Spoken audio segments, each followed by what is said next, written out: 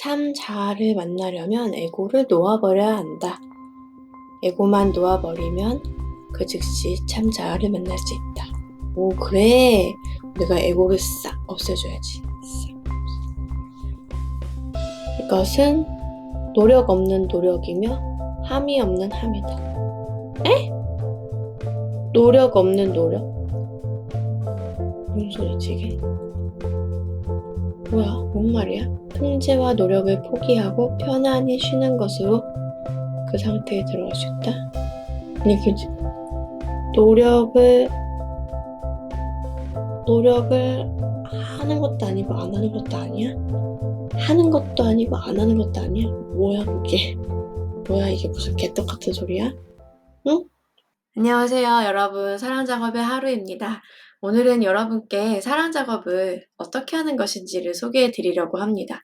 사실은 이 사랑작업을 왜 해야 되는지에 대해서는 제가 한도 끝도 없이 설명을 할 수가 있어요.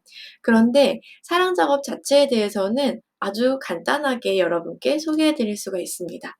왜 그러냐면요. 사랑작업은 우리가 따로 배워야 하는 것이 아니고 사실은 우리가 원래 가지고 온 우리 본성에 따라서 살아가는 것을 얘기하기 때문에 배우는데 그렇게 어려운 것은 아닙니다. 한번 이렇게 생각해 보세요. 내 마음을 내가 모른다는 건 정말 이상하지 않은가? 내 생각을 내가 모른다는 건 정말 이상한 거 아닌가? 그렇죠. 우리가 내 마음을 내가 느낄 수 있어야 되고, 내가 지금 어떤 생각을 하고 있는지, 어떤 느낌을 갖고 있는지 이걸 안다는 것은 너무나 당연한 것인데, 사실은 우리가 이걸 원래 다 알게 태어났는데요. 그런데 살면서 어렸을 때부터 이런 느낌은 느끼면 안 돼. 이런 생각은 하면 안 돼 하면서 자연스럽게 그냥 흘러갔어야 될 것들을 저항하고 통제하고 막아버림으로써 그것들이 사라진 것이 아니라 오히려 우리의 무의식 속으로 들어가서 우리의 현실을 창조하게 됐다는 것이 유일한 문제점입니다. 그래서 사랑작업이 하려는 건 뭐냐면요. 우리가 배워온 에고의 잘못된 방식들을 모두 놓아버리고 원래 우리가 타고난 본성을 회복하고자 하는 것입니다. 이렇게 한번 상상해 보면 쉬우실 거예요. 태어날 때 우리는 숨 쉬는 법을 따로 배우지 않아도 충분히 깊은 호흡을 할 수 있게 태어났습니다. 그런데 우리가 태어나고 나서 이상한 호흡법을 배웠다고 할게요. 예를 들면 3초는 들숨, 3초는 날숨, 그리고 들숨과 날숨 사이에는 반드시 정지해서 쉬어라.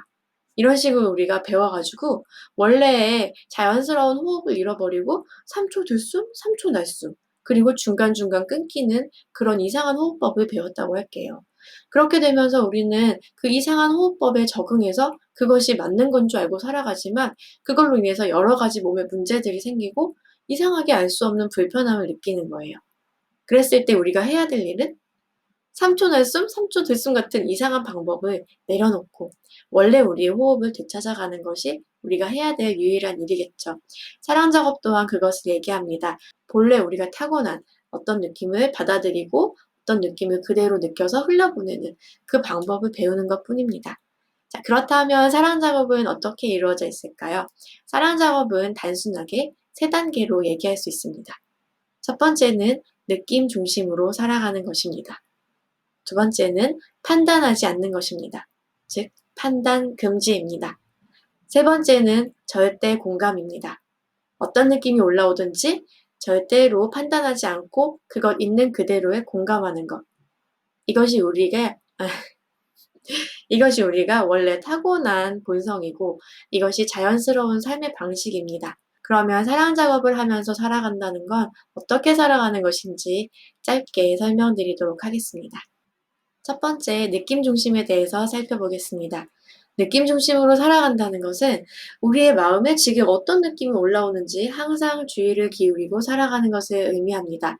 모든 생각은 에너지를 가지고 있고 그 에너지는 우리에게 감정으로 느껴집니다. 그렇다면 생각에는 분명히 창조의 힘이 있기 때문에 우리가 어떤 생각을 품으면 그것은 현실로 나타날 수밖에 없습니다. 그렇다면 우리가 해야 될 일은 우리가 어떤 생각을 가지고 있는지 살펴보고 그 생각을 내가 원하는 것으로 품고 있을 필요가 있습니다. 그런데 우리는 자기도 모르게 원치 않는 생각과 신념을 받아들여서 그것을 우리 무의식에 간직하게 됩니다. 그러면 그것이 현실로 창조되게 되는 것이죠. 그렇다면 우리가 해야 될 일은 우리 안에 어떤 생각이 있고 어떤 신념이 있는지를 살펴서 원치 않는 것들은 놓아버려야만 하는 것입니다. 그런데 어떻게 놓아버릴까요? 이미 무의식 안으로 들어가 있는 생각들을 우리가 알아차리려면 어떤 느낌이 드는지를 살펴봐야 합니다.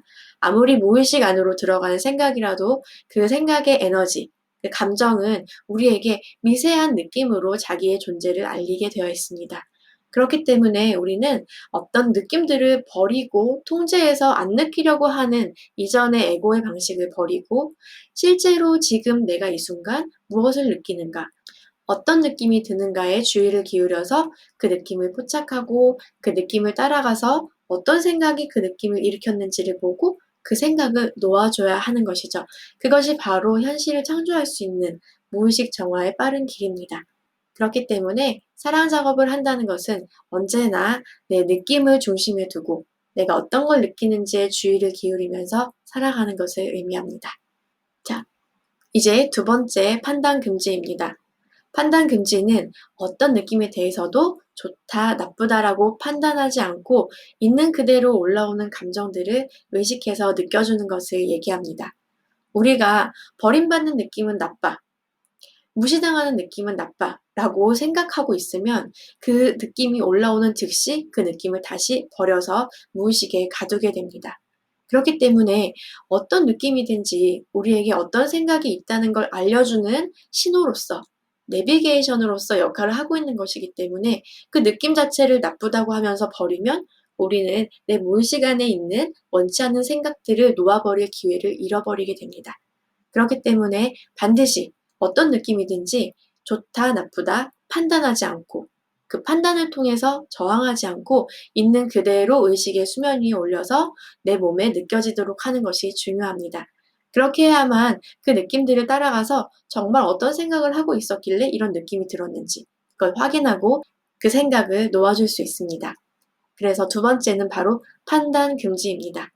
자, 그러면 사랑 작업을 통해서 느낌 중심으로 그리고 어떤 느낌도 판단하지 않고 살아가면 사실은 여기까지 해서 우리가 해야 될 일은 모두 끝입니다. 그런데 중요한 것이 있습니다. 사실은 느낌 중심으로 살아가면서 판단만 하지 않으면 우리가 할 일은 거기서 끝났습니다. 그렇게 하면 우리 무의식 안에 있는 모든 생각과 느낌들이 올라와서 우리가 그것을 충분히 놓아버릴 수 있는 상태가 됩니다. 그런데 왜 세 번째, 절대 공감이 필요할까요? 사실 판단하지 말라는 것은 에고에게 있어서 죽어라 라는 말과 똑같습니다. 왜냐하면 에고가 일생 동안 해오는 일이 무엇이냐면 바로 항상 판단하는 것입니다. 에고는 항상 올라오는 느낌들을 판단하고 있습니다. 이건 좋은 느낌이야. 더 많이 얻어야 되고 더 많이 붙들어야 해. 이건 나쁜 느낌이야. 더 많이 버려야 하고 절대 느끼면 안 돼. 이게 에고가 항상 하고 있는 생각이고 항상 하고 있는 일입니다. 이것은 최대한 많이 얻고 이것은 최대한 많이 버리는 것이 에고의 목표이죠. 그렇기 때문에 에고는 항상 쉬지 못하고 생각하고 판단해야 합니다. 그렇기 때문에 판단, 그리고 통제, 저항은 에고가 하는 일의 전부라고 할 수 있습니다. 그래서 판단하지 말아라 하는 것은 에고에게 그만 멈추어라. 너만 빠지면 된다. 너만 없어지면 된다라는 말과 똑같습니다. 따라서 에고에게 판단하지 말아라, 아무것도 하지 말아라, 애쓰지 말아라 하는 것은 에고가 빠지라는 얘기이기 때문에 에고에게는 죽음과 같이 무서운 일이죠. 그래서 이런 에고에게 주는 마지막 역할이 바로 절대 공감하라는 것입니다. 절대 공감은 우리 내면의 조건 없는 사랑, 신성이 하는 역할과 가장 유사한 역할을 절대 공감이라고 할 수 있습니다. 그래서 에고에게 잠시 판단하지 말고 절대 공감해봐 라는 역할을 하나 준 것이죠. 에고에게는 아무것도 하지 마, 판단하지 마 라는 것이 무엇보다 어려운 일이기 때문에 차라리 에고에게 마치 어떤 역할이 있는 것처럼 절대 공감을 해봐 라는 역할을 준 것입니다. 그러면 에고는 그래? 이제 판단하지 않고 절대 공감하면 되는 거야? 하면서 절대 공감의 역할을 맡아서 합니다. 이건 뭐냐면요. 에고가 판단하고 저항하는 자기의 역할을 놓아버리고 잠시 신성의 역할을 따라해 보는 것입니다. 결과적으로는 에고가 하던 일을 멈추고 에고가 사라지는 결과를 낳게 됩니다. 그래서 우리가 이렇게 판단하지 않고 절대 공감하는 동안 실제로는 우리 내면에 이미 존재하는 신성이, 조건 없는 사랑이 일하기 시작합니다. 그렇게 되면서 이 조건 없는 사랑이 우리의 버려진 마음에 가서 닿아서 그 버려진 마음들, 버려진 감정들을 본래의 모습인 사랑으로 되돌려 놓게 되는 것입니다. 이것이 바로 내맡김입니다. 이것이 바로 놓아버림입니다. 이것이 바로 신성의 모든 것을 맡기고 살아가는 방식입니다.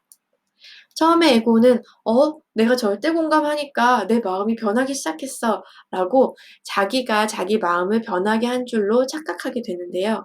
사실은 그게 아니라 에고가 판단하지 않음으로써 자기가 빠짐으로써 그리고 신성의 역할을 따라하면서 신성 뒤에 숨음으로써 이 모든 일들이 다시 사랑으로 되돌아가게 된 결과를 가져오게 된 것입니다.